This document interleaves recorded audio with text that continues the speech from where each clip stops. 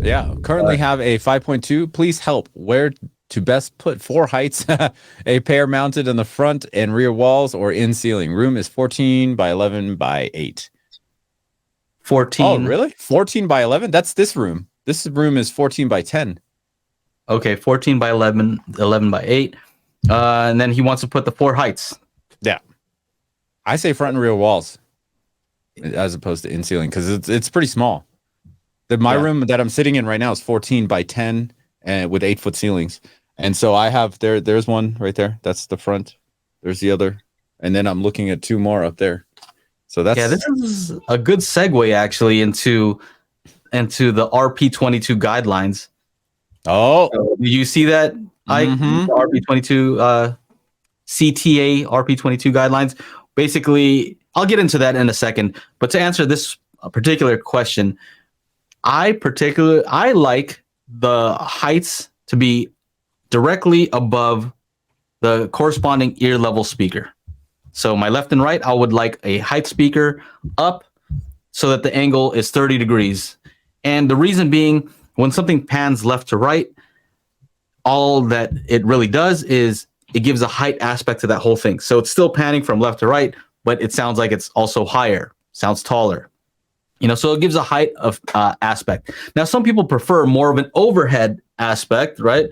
Where it sounds like it's really coming from above them. And so that's why some people like to have in-ceiling speakers and above them here. But my argument is that the higher you go up, the more inward they become, first of all. And you just kind of lose some of that. You have to compromise, right? So if you want more overhead, you lose a little bit of the ability to tell where it is on the horizontal plane, and it just you lose a little bit of cohesiveness between the ear level and the height.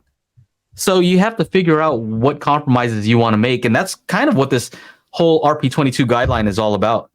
It goes into all the different compromises you might have to make, and so I think it's really good. Let's see here. So hopefully that answers your question. If it's a room like Chana's size, what would you say? I think you like the front and rear heights pretty much all the time. Yeah. If you can do 6, then yeah. Like I bought the other two. I have them sitting here. They're actually connected to the receiver just so I can make sure there's sound coming out of there. But yeah, so I need to get. I'm not a handy person when it comes to like installing something into the ceiling. So I'm gonna. What is going on here? But yeah, I need to get my friend in here to like kind of mount them so I can hear it.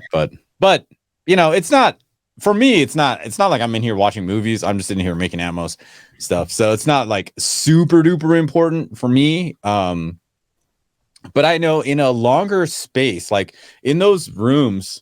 Ike, were they pretty long? Like those demo rooms, they were pretty. Like, how many people could a demo room seat? Was it like 4 rows of 5 or some shit like that? The Storm Audio, I think, could seat 15, so they had like 3 rows of 5. So many of the rooms were probably about the same size as my home theater, probably around a 20 by 24, 22. Okay. Yeah. So yeah. And were they running 4 heights or 6 heights? Storm Audio was running 6. I counted 6. Okay. I counted 6. Did you notice a huge difference in any of those that had 6 versus 4? Yes, I did. In the Storm Audio, for the Storm Audio, I actually looked up in the middle of the demo and literally turned around and started counting. Yes. And if you ask me what the next upgrade is going to be in my home theater, it's going to be 6 Atmos. Now, if you can't catch the show, we do have an audio version at anchor.fm/daily HiFi. So make sure to go on over there if you like to listen to the show.